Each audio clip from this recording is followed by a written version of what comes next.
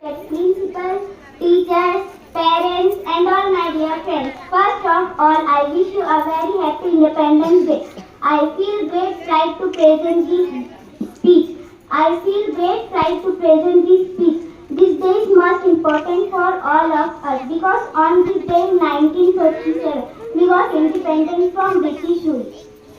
Friends, our great freedom fighters like Mahatma Gandhi, Pandit Nehru, Lokmanya Tilak, Lala Lajpat Rai, Bhagat Singh, Subhash Chandra, Rani Lakshmibai, and others devoted their entire lives for independent country. Soldiers fight continuously on borders to protect our country. Friends, we all know there is no nation perfect. It needs to be made perfect.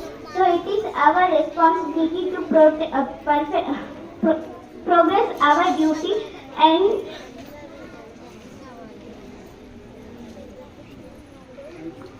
thank you.